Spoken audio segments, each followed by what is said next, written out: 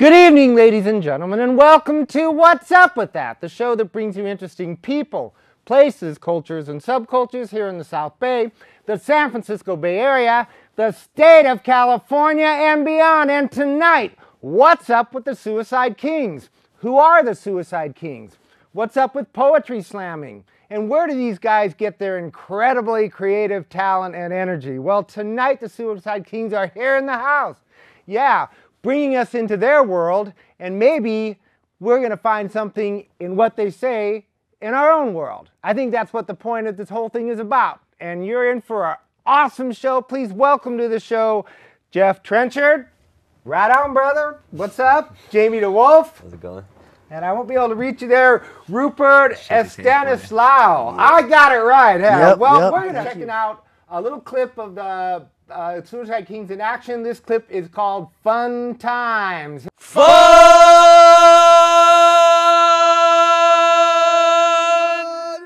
Times!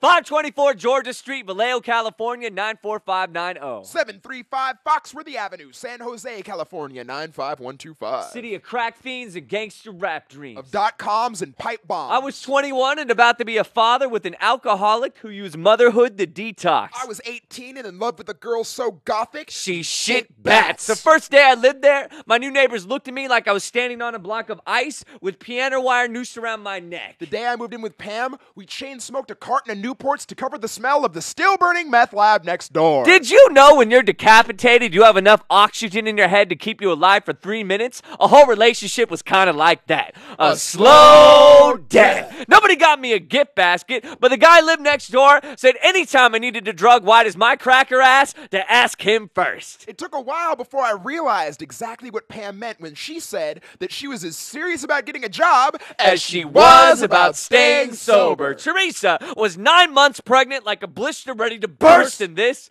was our new love nest. A studio apartment with a window that opened onto a brick wall. Maggots were so embedded in the carpet, they gave off a constant cyclone of flies. But just like an optimistic romantic told that he got incurable genital warts, I thought that love would just work it all out somehow. Every night at 3 a.m., crackheads would wrap their bony fingers on the glass, and I'd scream at him in my boxer shorts, "Hey, McJunkie, I know the fucking door, right? Why don't you take up weed? Because crack doesn't seem to grow anywhere." I duct taped my windows an hour after somebody shot through them. The malice is easier to live with when it's not aimed directly at you. When you spend all day ducking strays, you're more than happy if you catch a little shrapnel. The first month I lived there, the neighbors above me stabbed each other. I kept screaming at them, "Turn it down!" One day, waiting for the bus, I watched two men in expensive suits chain whip the shit out of a black and blue heap that screamed and cried that he had kids to feed. Now, I don't know if you guys got ghettos out here, but we live in Oakland, and there are many ghettos in Oakland. And if you're walking down a dark alley at night and you don't want to be mugged, raped, and assaulted, there are 3 walks a man must master. Number 1, schizophrenic force field. Hey, what's up, man? I gotta get the Pop-Tarts. You had the Pop-Tarts. The Pop-Tarts. Number 2, I am diseased. Hey, man, you brought... Whoa, my God! Yes, no one likes to rob the leper. And number 3, you should leave me alone because I have already been robbed tonight. Break yourself, fool! Every night my baby mama would smoke a cigarette on a porch in her pajamas. Sweaty white men in their SUVs going to the porn store next door would ask her how much for a blowjob. She'd always tell him her mouth was too expensive, but castration was free. My landlord had been at the complex for so long, the liver spots on his hands matched the constellation of mold in my shower. Until him, I had never met anyone who could suck their dentures clean and spit tobacco at the same time. My landlord was a 75-year-old karate instructor. So withered and crotchety, he couldn't even catch the little 8-year-old kids who'd hit him in the shins with a bat when he evicted their parents. The day after the abortion, the power got shut off. We cried together by candlelight. I thought more about her ex-boyfriend than he will ever think about me. It felt like I was a cut on the inside of her mouth. It was a blister on the inside of my lip. And we both feel better if we could just make believe the other one wasn't there. But the sledgehammer that broke the camel's back was when Pam picked the perfect day for us to have our last argument. The one thing that no one wants to hear after they've been kicked to the ground and spit on by Crips is that they aren't sensitive enough to their partner's needs. The night I kissed another woman on the front porch, She held my daughter in her left arm and threw uppercuts with her right. I locked the bathroom door and slashed my left wrist. Under the hot water was an apology no one could accept. When I woke up in the mental hospital in Fairfield, California, I asked the orderly if suicide is still illegal, if it's in slow motion.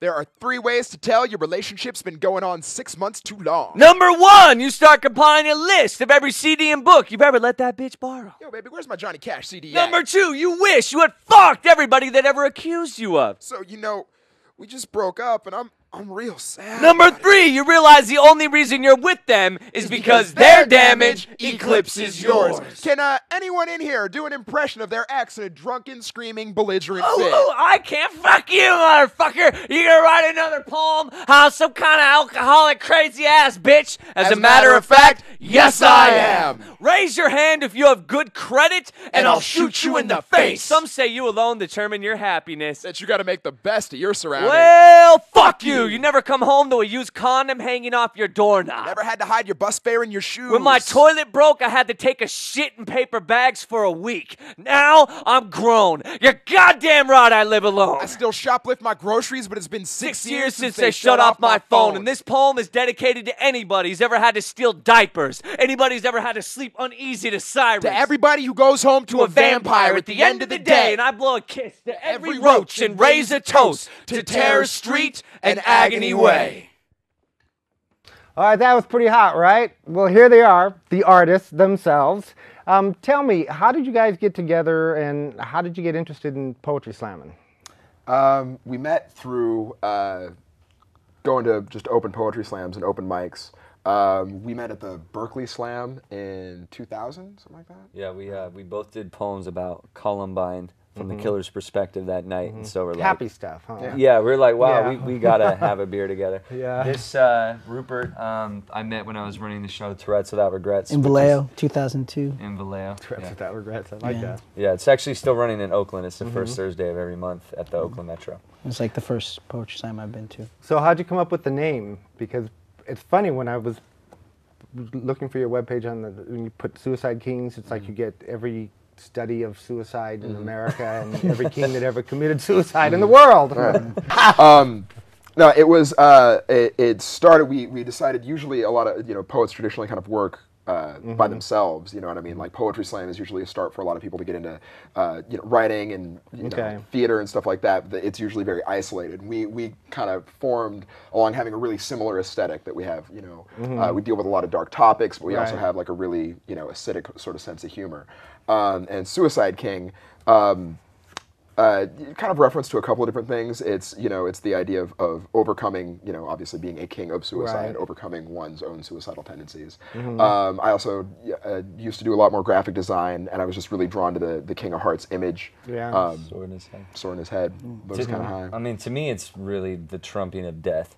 That to me is the main issue to me. I mean, the other idea is kind of purely to help accommodate the idea of slam poets performing together, but to me the main thrust of it is just the trumping of death. We pretty much all kind of crawled out of the gutter and now perform collectively, and we have a sort of a real allegiance to representing where we're from and to different crowds. I mean, there's a lot of work in poetry slams that is just kind of very utopian and has this kind of like crackpot revolutionary type feel to it, and we were much more interested in like grit and gristle. And it's also the band aspect too. Like, instead of working by ourselves, we fall under the name the Suicide Kings. We're like a band. We open up for bands, for hip hop groups, so people are more comfortable booking us as the Suicide Kings and Geoff, Jaime, and Rupert, the poetry troupe. Poetry. What was the draw to poetry? It was actually more the draw, at least for me, to Poetry Slam was to the live art of it and the live production of it. And Poetry Slam is such a really unique format in that it's so broad. You have everything from like freestyle MCs to like stand-up comedians to monologue folks and more theatrical types to sort of more musician-oriented people. And they all can kind of go under this really large umbrella, and you can see a real variety, and it's a real opportunity to see a lot of different voices. That actually what drew me to it. A more like absurdly melodramatic tale. It's actually true, but I was actually working on a suicide note that was like 20, 30 pages long, and I was starting to edit down into little parts. And my plan was to like publish it and then blow my brains out at some show, like my last show. And then I saw my first slam, and I was just blown away, and I really was in love with just all the variety that I saw on stage. Giving you the and emotional just because there was, outlet there was a lot of different types of solo performance that didn't all the way click with me, like stand-up comedy. I love stand-up comedy, and that's definitely an element of our style. And I also love rap, and I also love theater. But any one of those, just wasn't doing it for me. Like stand-up comedy is like a great outlet, but at the same time, if you get all grim and serious, you're gonna get kicked off stage. Yeah. And to us in slams, that was where I saw the first blend of that, where it was pretty much like any kind of style you wanted to hit him with, many times in the same night. So. And I think it kind of touches everybody. When I was listening to your stuff, there's something that, like I was saying, you see the world. We see your world, but we also see our world, and it just reminds us of who we are. We're going to go to another clip. This is called Hardcore. Why don't you set up this for us? This is basically a poem dedicated to people who are still pursuing and still keeping music and underground music alive, also to our friends who have died in this scene, and also to represent like a different sort of music that we're coming from, because a lot of spoken word, a lot of poetry slams come out of like hip hop, and this is kind of us representing our roots in the punk rock and hardcore All right, scene. well, let's look at that. This is Hardcore by the Suicide Kings. This is dedicated to the memory of hardcore, to the constellation of adolescent decadence, safety pinned against an endless midnight of fake IDs and CD dives. This is dedicated to my 17-year-old self, holding a box cutter in my belt like a security blanket, to a jury-rigged Walkman that blasted anger management anthems, blaring abrasive truth to bloodshot ears. Hardcore, defiance to defiance of melody. A rhythm section of exploding light bulbs, a guitar solo death rattle, and a lead singer whose vocal range went from to Made a sound that hit your gut like a baton from a riot cop. These musicians will be hell's house band. This is dedicated to crack spotlights and stained stages. To when I screamed along with my alcoholic anti-heroes till I spit 151 proof bile, chanting with the chorus of the dispossessed till my voice box smoldered like static ash. When my stars were so crystal clear I could freebase them into milky smoke. But this is dedicated to a black leather jacket held together with spray-painted stencils and porcupine spikes. To when a bottle of Elmer's glue molded my hair into a crown that made me feel like the king of a misfit prom. To a lopsided mohawk that fanned out like a toilet scrubber. To the brigade of youth, sparring with their dance partners in a swinging circle storm of windmills and a roundhouse kicks that made this wallflower bloom into an underdog boxer. But this is dedicated to absent friends who didn't fall out to anything as positive as fatherhood or mortgage payments. To Chris Calderon, who bled to death on Christmas Eve, his skull split open from a trash can lid. To Jenny Van Houten, who blew her brain out through a hole in her arm. To Johnny Vinn, serving life without parole for 17 stab wounds to the neck of a Nazi who flicked a lit cigarette into the wrong pair of slanted eyes. To Rob DePello, who had a stroke and fell face down into his Bloody Mary. And to the one night that saved my life, when a group of friends with too much time to kill were bored and spun with a ticking gun looking for a way to defuse it. I declined to a drive-by because a blast from a barrel and a ricochet snap is a hollow echo compared to this music. But this is dedicated to the new guard. The awkward flock of acne covers angst. Those who evade the cancer of commercialization, burn the velvet rope, and still kill rock stars. This is to graduating to veteran status, becoming the old guy when rat packs of fresh cuts crowd the clubs loud, proud, and obnoxious. And let's not forget about the revolutionaries who still haven't escaped the tyranny of Mom's garage. The holier-than-thou panhandlers on heroin that called me a sellout for having the dollar to give them. But this is dedicated to those living and breathing hardcore. For every band whose piggy bank gets shanked by an A&R. There's a 15-year-old kid with a lawnmower haircut perfecting 3 chords on his air guitar. For every jaded scenester who crashes and burns into a midlife crisis, a new breed will bruise to the beat of the same classic bands. For once in my life I've got something to say, and we'll never shut the hell up. This music gave a furious youth the bombast behind every breath, the courage to scream to the world, we're not the first, we're not the last, but we'll always be a minor threat. Now that stuff was kicking, yeah! All right, you have a lot of serious topics, a lot of stuff. You're talking stuff that I think is universal to a lot of people. Like I said before, at least touches a lot of people, makes them aware. Isn't that what we want to do in our world? What do you sit down and discuss what you're going to talk about? I mean, how do you take me through the collaborative process of the Suicide Kings? We do certainly sit down sometimes and lay out some topics that we want to address. A lot of times it's what has like the most heat to it. A lot of times someone will already be writing on something that just is something that crawled up their ass that they just got to work on. I mean, and each of us have our own different kind of subject matter, but also we have strength in numbers. So there's certain subjects that 2 of us want to tackle, 3 of us want to tackle. Sometimes it's one person's specialty. Like, you know, I don't really have a damn thing to say about the Philippines, but my boy's got it covered. You know, but if I decide to do something about like imperialism in general, you know, I can have one octave and he handles the other octave. And like, you know, the piece Fun Times is all about relationships, and, you know, unfortunately none of that was fiction, and me and Geoff basically just took the same model. We actually wrote 2 separate poems, then ended up splicing them together. And some poems start from scratch together, where it starts from a blank page. Like, I believe Hardcore started like that, where it was like just writing assignment. straight out of the, we give each other writing assignments, and we meet, you know, usually once a week, whatnot, to hack Bring our on, work on, together. yeah, different stuff, different material. So when you perform, do you cater it to the audience that you're going to be performing to? Is there a certain, definitely. Yeah, we have. So. I mean, we have a Schools, for everything. Yeah, Yeah, and we do schools will be- we do all kinds of different shows. I mean, My kindergarten is Yeah, I mean, yeah, and we've done like, you know, On any given day, we might start at a kindergarten class, go to a high school, then do a performance at San Quentin Penitentiary, and then a punk venue. We had one day where we did a middle school, a high school, and then a punk rock venue. So, I mean, what's going to work in each one of those environments is obviously a whole different spectrum.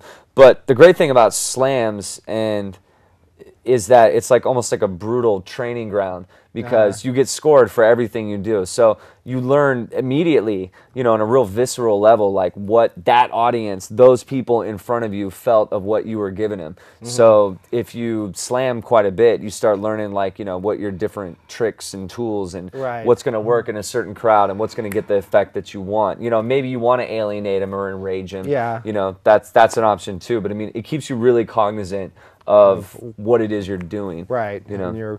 And you talked about San Quentin, so you slammed at San Quentin? Yeah, me and Geoff. What was that like? We've done that a couple times. Yeah, it was. Actually. I mean, it's really amazing. It's a really amazing experience. For as much as prisons are a huge cultural factor and like kind of like a tongue-in-cheek cultural joke. Like there's this movie like let's go to prison. You know what I mean? And it's like there's such a mythology kind of like based around it. Right. It was really enlightening to go and like see the real deal. And I bet. And it's like exponentially more heartbreaking than any like episode of Oz could ever portray. It's like when, you know, when all of like kind of the glitz and the Hollywood interpretation of it, you really see. I mean, these are it's always out, yeah. Yeah, I mean, these are people's lives, Right. most of which are guilty of either very minor crimes, Exactly. and are Sleeping in triple bunks. yeah, and and crowded very in much the kitchen. trapped in a system that's designed to keep them there for profit. I mean, Right. you know, Oh, yeah. from the first time I went there, it became blatantly clear to me that slavery didn't actually end. They just found a really efficient way to make, yeah. you know, white and other shades of brown people slaves Well, and you're too. exactly right. I mean, it's true. And It's a big money-making machine. And it's also,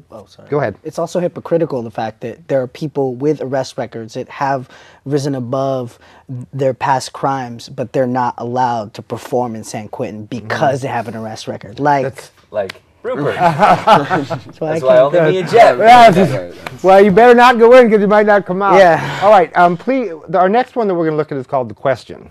Okay. Someone set this up for me. What's the question about? This is sort of mine and Rupert's meditations on guns and gun violence and youth violence, and sort of takes two different very kind of varied perspectives. Mine is sort of like an abstract dissertation on guns, and his is like a real personal literal experience on guns and youth violence. All right. So let's check it out. This is The Question by the Suicide Kings. Cross-hatched, Crosshairs stare back at a lack of focus. the way sights can sometimes overlap. To be moved like wax ejaculate through chambers. To be stuck in cylinders 6 feet as deep. To creep forward in a double action like the satisfying crack of a split faction. See your breath shatter with the wheeze and ease of a crack baby's To rattle. feel your slick skin heated hot enough to brand cattle. Discover that death's fingers are a lot rounder than you'd expect. To expect regret as it creeps slow as smoke. To know God's Pin, prick, point, poking and at appropriate and explosive packages now. Have you you ever thought about guns? Not the way most people do. Not just metal, not just wood, not just the sum of some die-cast parts to hold so much life. In perpetually revolving cylinders or ruler straight magazines, Have you ever thought about guns? With one as close to your mouth as this mic is to mine now. So have you ever thought that they're just the perfect American icon? It's like a remote control for the real world. You just point, click, and turn off the noise. How unbearable lives bludgeon you to bow out from bullets and pistols, where quarrels are settled by a phone call to arms. A hero's fall to harm when kids will carry calibers and colors to classrooms. How the smell of burnt powder is to metal, what the smell of burnt almonds is to flesh, and if God made all men and Sam Colt made them equal, then who should I have to answer to? And if you ever thought about a kid learning new lessons because the old ones don't apply. Grateful for mere physical confrontation because at least it'll leave him alive. He wants to graduate before he dies. So have you ever thought about what's it like only to get touched when you're dry fired or used to make someone else's life miserable? What it's like to fill a favor where danger feels like a house call from your priest when you didn't ask for one. How my friend has a son, but he's so deep in the game asking me to retaliate in his name and attack the corners our enemies claim. And how do you say you're sorry when your only language is bang? And as my palms sweat prayers for sins 6 blocks away from being committed, I think about a child, and I wonder if he thinks about his. As all hell broken loose, will this crime be acquitted? So have you ever thought about if one is used in a robbery, and one is used to kill said robber, and the two were cut from the same steel, does that make them related? If one was used to save a friend, how it looked on the other end when it killed another's. How we'll hunt in packs as weaker species run for cover. How much bigger the whole world looks from behind that trigger when you're scared, outnumbered, back to the wall, and destined to die young. Have you ever thought about guns? Do you ever dream of being a piano? Do you ever wish your handle was hollow? That your barrel could be twisted into a perfect chord? Kind of like the way swords wish they were pens. Not to be more mighty, but just to be. Not to be more mighty, not for the steel that measures respect, but for the fear that begets the instinct to protect. Because the question is not whether or not you've ever thought about guns. The question is, do you think about them when it's too late? Awesome stuff, guys. Thank you. A lot of work involved in there. You can see it. What is, or how is who you are, how does this play a role in what you write and what you talk about? What is it you want to say? What does you want people to learn from what you're saying? I think a lot of what we write is kind of, I mean, it's obviously very autobiographical. It's sort of, a condensed aspects of our real life experience that we, shorten and polish into a way that's, consumable and edible and understandable to someone else. Right. I mean, I that was always the root of it to me, and I think what originally attracted me to poetry as an idea versus stand-up comedy or rap or theater, which all had an element of an artifice of just like rap has a lot of boast in it in terms of inflating yourself. I was more interested in trying to, expose just everything that had happened to you and like kind of use it as an exorcism of sorts. And then slams taught me a way of just using your own personal experience. I mean, it's kind of like, if it really happened to me, it makes it an uncontestable truth.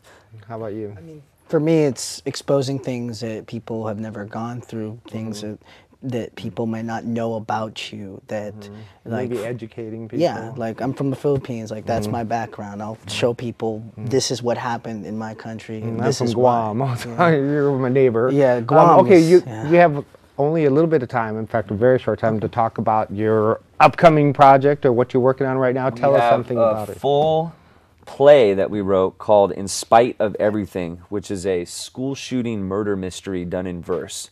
So it's basically its fictional premise Inspired by Columbine? a lot. There's a whole piece on. The fictional premise is that the Suicide Kings do a writing workshop the day before in an English class, that a student comes in, kills his class, a teacher, and then himself. And he leaves a note implicating us. And so it evolves through a series of interrogations, but it becomes a real fragmented, real intensive kind of, walk through hell as to what would motivate someone to do this, which we're all aware of. So I mean, it's pretty brutal, but I mean, it's sounds awesome. I think it's gonna be powerful. So. We'll all be looking for that. Well, thank you very much for coming on the show. You guys are awesome. I hope the audience has a chance to check out the Suicide Kings. You can see their webpage will be posted at the end of the show here, so just it's coming right up. And to our audience, as always, you know, go out and see things, learn about the world. Don't live in a box. You know, this group has showed that there's a lot out there that needs to be said. And to our viewing audience, as always, if you're walking down the street and you see something interesting and you wonder to yourself, hey, what's up with that? Well, tune into our show, What's Up With That, and maybe you'll find exactly what you're looking for. We'll see you next week on What's Up With That. Good night, everybody.